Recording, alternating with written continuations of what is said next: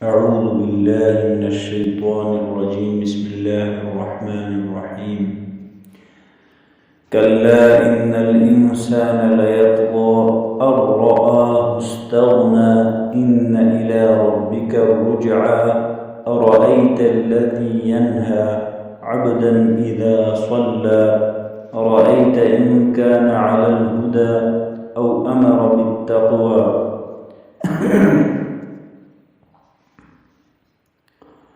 صدق اللہ العظیم۔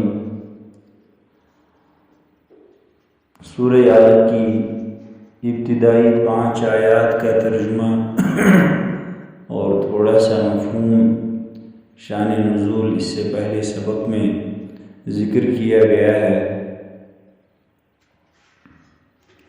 آج 6 آیات سے کچھ آیات کا ترجمہ اور تھوڑا سا مفہوم سمجھنے کی کوشش کریں گے۔ کلا ان الانسان لیطغی، خبردار بے شک انسان البتہ سرکشی کرتا ہے۔ ان رآہ استغنی، کہ وہ دیکھتا ہے اپنے آپ کو بے پرواہ۔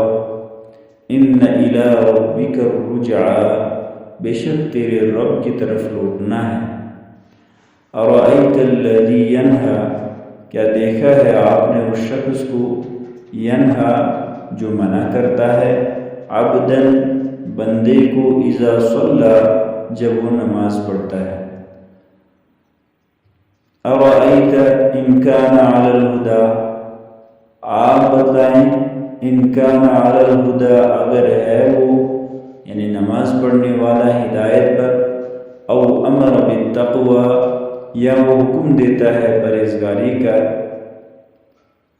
ارأیت ان کذب وتولی، آپ بتلائیں اگر وہ روکنے والا جھٹلاتا ہے اور اعراض کرتا ہے۔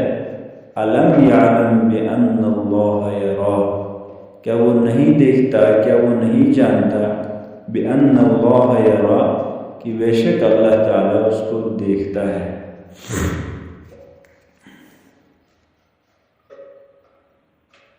یہ جو چند آیات کا ترجمہ ہم نے پڑھا ہے،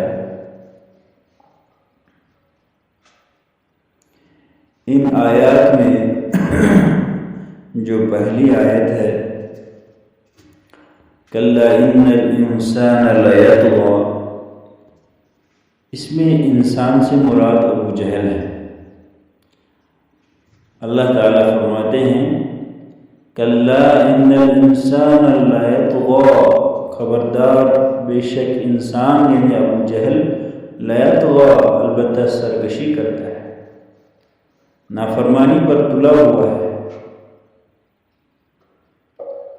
اور رآہ استغنی، کہ وہ اپنے آپ کو مستغنی سمجھتا ہے، بے پرواہ دیکھتا ہے اپنے آپ کو، اپنے آپ کو یہ اسلام سے، اسلامی احکام سے بے پرواہ سمجھتا ہے۔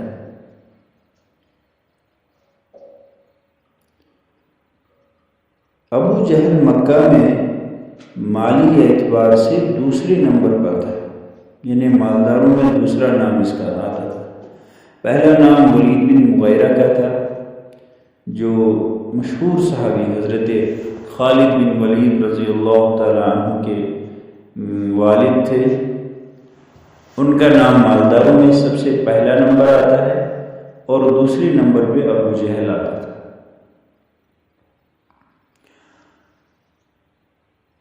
مکہ مکرمہ میں ان سے بڑھ کر کوئی مالدار نہیں ہوتا تھا۔ چونکہ ابو جہل مکہ کا چودھری تھا، اس کو مکہ کا ابو الحکم کہا جاتا تھا۔ جب اس نے یہ دیکھا کہ حضرت رسول اکرم صلی اللہ علیہ وسلم نے نبوت کا اعلان کیا، اب ظاہر سی بات ہے جس نے اپنی زندگی میں صرف چودراہٹ ہی دیکھی ہو، وہ اگر کسی لائن سے یہ بات دیکھے کہ مجھ سے لوگ دور ہو رہے ہیں، اس کو بڑھنا ہی ہے۔ جب اس نے یہ دیکھا کہ رسول اللہ صلی اللہ علیہ وسلم کی نبوت کے اعلان کی وجہ سے بہت سارے لوگ حضرت رسول اکرم صلی اللہ علیہ وسلم کے پیچھے جا رہے ہیں، مجھے چھوڑتے ہیں، میں تو حاکم ہوں، میں یہاں کا بڑا ہوں، میں یہاں کا چودھری قسم کا انسان ہوں، گویا کہ مجھے چھوڑ کر اس کے پیچھے جا رہے ہیں۔ تو اس نے دل میں یہ بات ٹھان لی کہ مجھے محمد کے پیچھے جانا ہے، مجھے محمد کے تعاقب میں، محمد کے اپوزٹ میں کھڑا ہونا ہے۔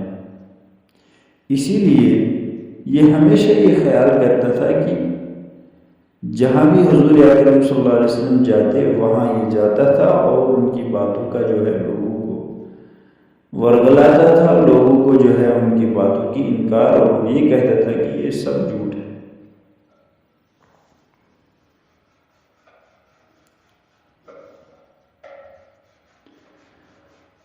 ابو جہل کی چاہت یہ ہوتی تھی کہ حضور کعبۃ اللہ کے سامنے نماز نہ پڑھے۔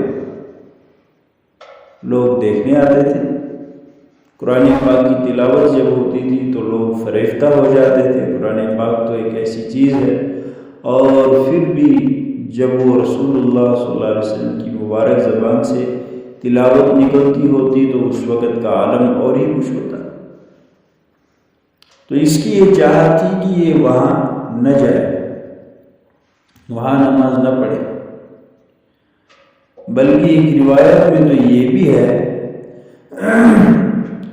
کہ ابو جہل نے یہ ارادہ کیا کہ جس وقت محمد صلی اللہ علیہ وسلم سجدے میں جائیں گے تو میں ان کی گردن پہ چڑھ جاؤں گا، ان کی گردن کو اچھی طرح دباؤں گا۔ ایک مرتبہ جب اس نے کعبہ کے سامنے رسول اللہ صلی اللہ علیہ وسلم کو نماز پڑھتے ہوئے دیکھا تو یہ فوراً اپنی اس ارادے کو پورا کرنے کے لیے آگے بڑھا،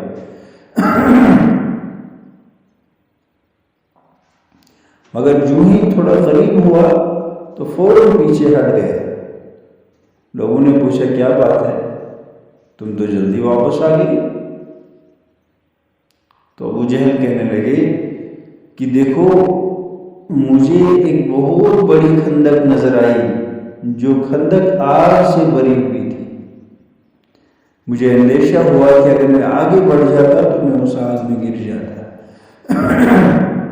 حضرت صلی اللہ علیہ وسلم نے فرمایا اگر ابو جہل ایک قدم بھی آگے بڑھتا، مجھے تکلیف پہنچانے کی کوشش کرتا تو فرشتے اس کو ٹکڑے ٹکڑے کر کے گرا دیتے۔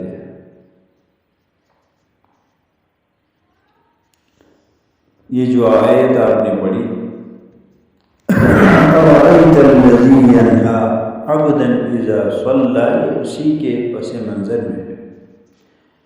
اس کا پس منظر یہی بات ہے کہ کیا دیکھا آپ نے اس شخص کو، ینہا جو روکتا ہے، عبدًا بندے کو، یعنی جناب محمد رسول اللہ صلی اللہ علیہ وسلم کو، اذا صلیٰ جب وہ نماز پڑھتے، یہ حضرت صلی اللہ علیہ وسلم کو باضابطہ منع کرتا تھا کہ آپ کو وہاں نماز نہیں پڑھنی ہے،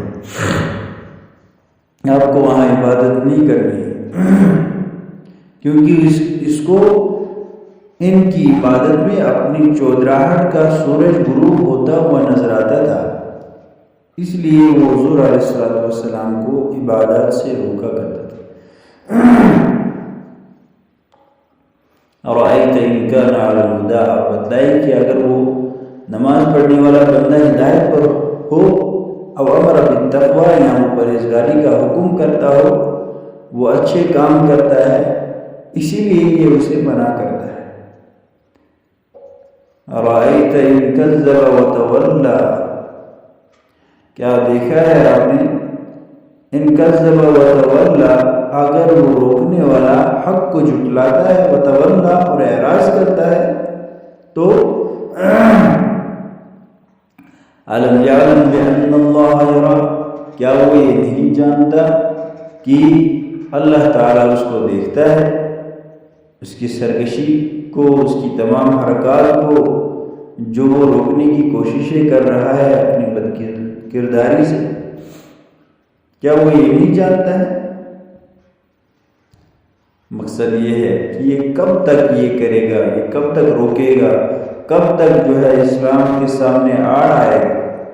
اس طرح کی باتیں، اس طرح کی چیزیں چلنے والی نہیں ہوتی۔ اللہ پاک ہمیں اسلام کی طرف راغب بنائے، ہمیں قرآن پاک کا فہم نصیب فرمائے، اسلام کی محبت ہمارے دلوں میں بسائے، اور دشمنوں کو، اسلامی دشمنوں کو ہدایت نصیب فرمائے۔ اگر ان کی قسمت میں ہدایت نہ ہو، اللہ پاک ان کو اس زمین سے پاک فرمائے۔ وآخر دعوانا الحمد للہ رب العالمین۔